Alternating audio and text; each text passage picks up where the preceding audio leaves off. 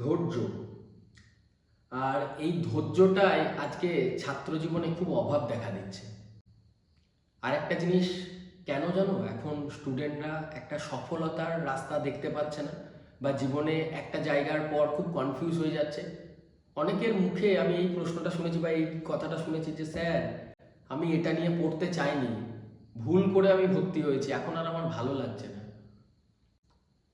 ধৈর্য বা পেশেন্স বলতে পারো, এটা আমাদের জীবনে খুব দরকার। পড়াশুনো কমপ্লিট করার পরও যখন চাকরিতে যাবে, ধৈর্য ধরতে হবে। একটা ভালো দিন দেখার জন্য অনেক খারাপ সময় তোমাদেরকে অতিক্রম করতে হবে, কিন্তু তার আগেও সিদ্ধান্ত বা ডিসিশন। ছাত্র জীবনের আজকে যে পয়েন্টগুলি বলবো, প্রত্যেকটা ছাত্রর কাছে ইম্পর্টেন্ট হবে। আপনারা অভিভাবকরা যদি আমাকে ফলো করে থাকেন, আপনারাও দেখবেন, অনুভব করবেন ছাত্র জীবনে ধৈর্যর অভাবটা খুব বেশি দেখা দিচ্ছে। এছাড়াও সঠিক সিদ্ধান্ত, আর তাড়াহুড়ো করা, আর সব জায়গাতেই হট টেম্পার। একটা কেউ কোনো কিছু বলে এই মুখে মেরে ফাটিয়ে দেবো আমি, দেখতো যার গায়ে জোর বেশি সে সবসময় জোর দেখানো। কেন এটা কেন করছো? সে তোমাকে একটা খারাপ কথা বললো, সে একটা গালিগালাজ করছে বলে তুমিও যদি তার সাথে তার ভাষাতে নেমে গিয়ে তার সাথে প্রতিবাদ করতে লাগো এইভাবে, সেটা ঠিক নয়। হ্যাঁ, আমি তার মানে এটা বলছি না যে গান্ধীজির নীতি মেনে এক গালে কেউ চড়িয়ে দিল, নাও দাদা মারো, মারে ভাই মার, আমার আরেক গালে চট্টা মার, এটাও বলছি না। তোমার কাজের দ্বারা একটা গালে যে তোমার থাপ্পড় মেরেছে, তোমার কাজ বা তোমার কর্মের দ্বারা সেই থাপ্পড়ের উত্তরটা তোমার সফলতা দিয়ে দাও। তোমার শত্রুকে জ্বলাতে গেলে বা মানে কি বলবো, জিলেসিয়াস ফিল করাতে গেলে কি করতে হয় জানো? তোমাকে সফল হতে হবে। আর সফল হতে গেলে আমাদেরকে একটা টার্গেট করতে হবে। ছাত্র জীবনের টার্গেটটার খুব বেশি অভাব দেখা দিচ্ছে। তোমরা ইঞ্জিনিয়ারিং পড়ো, তোমরা জেনারেল কলেজে পড়ো, তোমরা বিএড ডিএড করো, এলএলবি পড়ো, নার্সিং পড়ো, বা হোয়াট এভার, নার্সিং ছেড়ে দিও, মেডিকেল বলো বা প্যারামেডিকেল বলো, যে কোনো কিছু, কিন্তু একটা উদ্দেশ্য। আমাদের প্রত্যেকটা ছাত্রদের জীবনে একটা উদ্দেশ্য নেওয়া দরকার, উদ্দেশ্য থাকা দরকার। উদ্দেশ্য যদি না থাকে, আমরা চলার পথটা সঠিক করতে পারি না। দেখো, আজকে আমি এই কথাগুলো, অনেকে বলবে ক্যামেরার সামনে বসে জ্ঞান দিচ্ছে।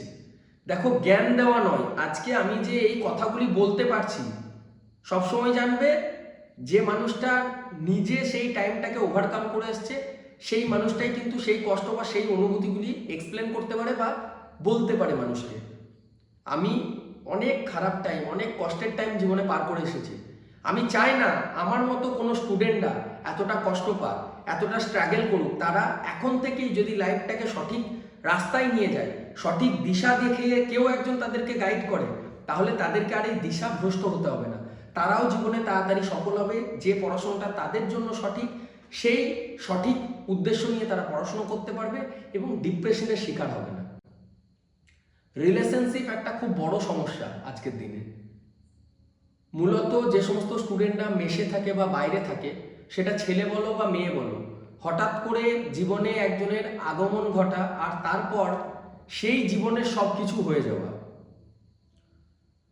খুব ডিফিকাল্ট একটা জিনিস। আর এই রিলেশনশিপ ব্যাপারটা এমন, আজকের ডেতে দেখছি, আমিও যে টাইমটাতে স্কুল বা কলেজ লেভেল পার করে এসেছি, আমাদের তাও একটা লেভেলের পর হতো। এখন 7-8 থেকে দেখছি সবাই রিলেশনশিপে চলে যাচ্ছে। তার সব থেকে খারাপ দিক কি হচ্ছে, যে পড়াশুনোয় একদম ডামাডোলে চলে যাচ্ছে।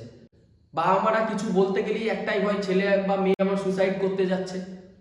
মোবাইল কিনে দেবো না, রিলেশনশিপে ওর সাথে মিশতে বারণ করবো, আজকে ওর সাথে ফোনে কথা বলছে সেটা বারণ করবো, আজকে ঘুরতে যাচ্ছে সেটা বারণ করবো, আমি সুসাইড করবো, হাত কাটবো, গিয়ে গলায় ফাঁস দিয়ে ঝুলবো। খুব বাজে একটা সিচুয়েশন হয়ে দাঁড়িয়েছে, বিশ্বাস করো। আমি নিজে এই জিনিসগুলিকে উপলব্ধি করছি, তার জন্য তোমাদের বোঝাবার চেষ্টা করছি একজন বড় দাতা হিসাবে। আজকে আমি কোনো স্যার হিসাবে জ্ঞান দিচ্ছি না বা কোনো জ্ঞান দাতা হিসাবে তোমাদেরকে জ্ঞান দিচ্ছি না।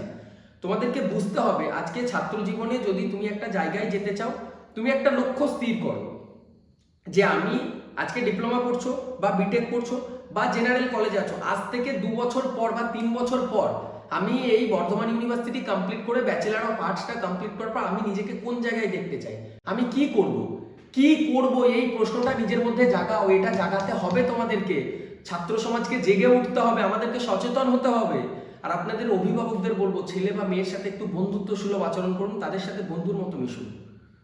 অবশ্যই এটা প্রয়োজন। আজকের ডেটে যদি তোমরা ভাই বা দাদা আমার ভিডিওটা দেখছো, আমার থেকে বয়সে বড়, আমি আপনাদেরও অনুরোধ করবো এই ভিডিওটি আপনাদের ছোট পরিচিতদের মধ্যে শেয়ার করুন।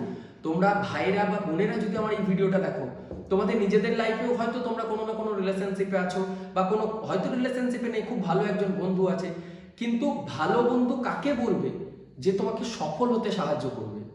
সব কিছুর জন্য একটা নির্দিষ্ট সময় আছে।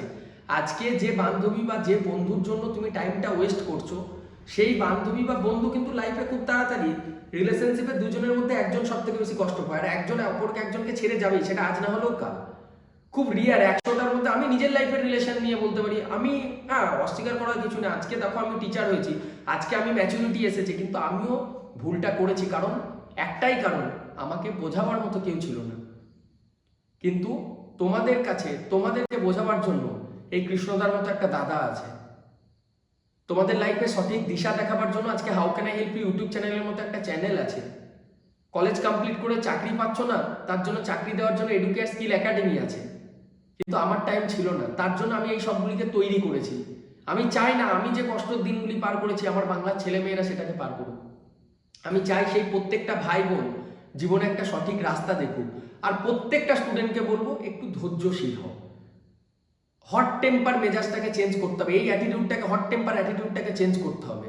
ও আমাকে একটা কথা বললো, বা ও আমার বান্ধবীকে একটা কিছু মেসেজ করেছে, আমি গিয়ে ওর কানের নিচে লাগাবো তুমি কবির সিং নও, ওগুলো সিনেমাতেই ঠিক আছে। আর তুমি র্যানচোর দাসও নও যে অত ইন্টেলিজেন্ট হয়ে না পড়ে পরীক্ষা দিয়ে ইঞ্জিনিয়ারিং পাস করে নিজেকে সায়েন্টিস্ট তৈরি করবে। বাস্তবে আমরা মানুষ, আমরা মনুষ্য, আমাদেরও একটা মন আছে, আমাদেরও একটা ভবিষ্যৎ আছে। কিন্তু সেই মন আর ব্রেন দুটো আলাদা আলাদা জিনিস। কনসেপ্টগুলো নিয়ে অনেক ডিফিকাল্ট বা কমপ্লিকেটেড হয়ে গেলে, যদি এই রিলেটেড মোটিভেশন বা সাইকোলজি রিলেটেড তোমরা জানতে চাও স্টুডেন্টরা, যে না দাদা, একজন দাদা হিসেবে, যে আমার বড় দাদা হিসেবে, যে কৃষ্ণদা সত্যি বলছি আমার লাইফে এই সমস্যাটা আছে, অকপটে স্বীকার করো। ওপেন প্ল্যাটফর্মে কমেন্ট করতে পারছো না, আমাকে ইনস্টাগ্রামে মেসেজ করো যে দাদা আমি রিলেশনশিপে এই সমস্যায় আছি, আমি পড়াশোনা নিয়ে এটা আমি পড়ছি কিন্তু ভুলে যাচ্ছি, মনে রাখতে পারছি না, আমি চাই এটা নিয়ে পড়তে, বা আমি মেকানিক্যাল নিয়ে ঢুকে গেছি কিন্তু আমি চাই না, আমি চাই কম্পিউটার সায়েন্স। অন্য কাউকে দেখে সবসময় কপি করবে না যে ও কম্পিউটার সায়েন্স নিয়ে ভর্তি হচ্ছে আমিও কম্পিউটার সায়েন্স নেব। এটা ঠিক নয়।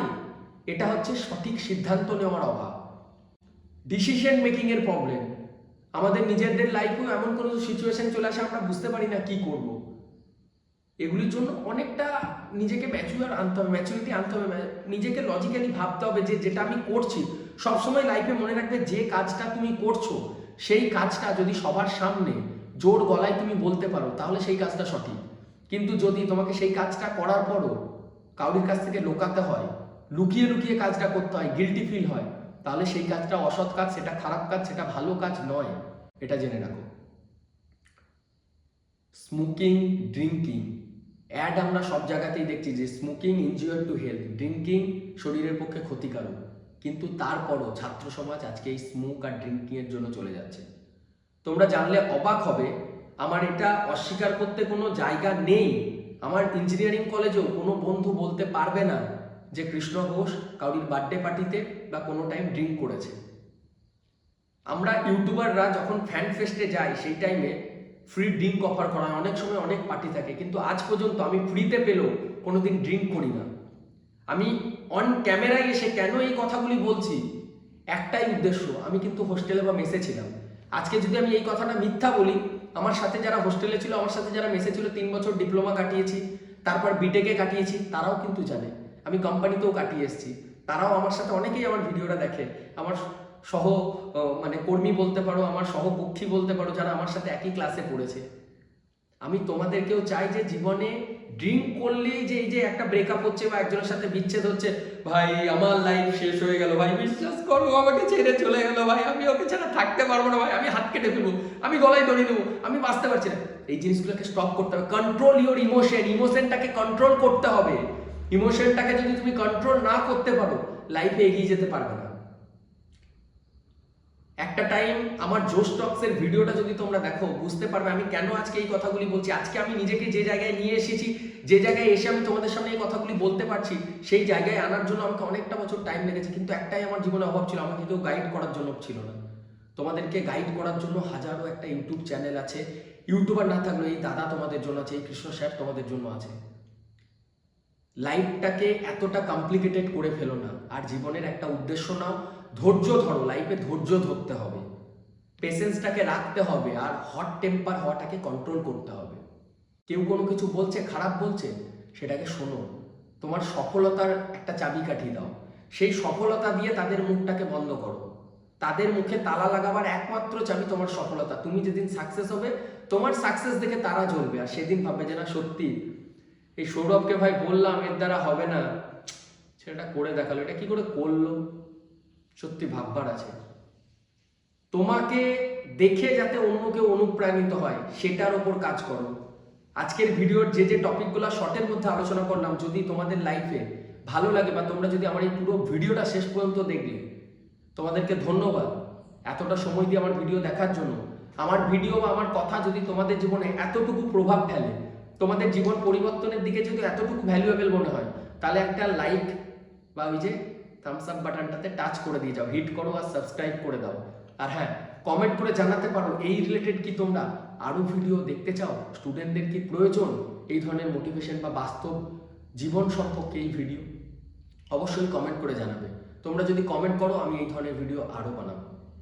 ভালো থেকো সবাই, সুস্থ থাকো, ভিডিওটা শেয়ার করে দাও বন্ধুদের মধ্যে, তাদেরও একটু ম্যাচুরিটিটা বাড়াতে সাহায্য করো। ভালো থেকো সবাই।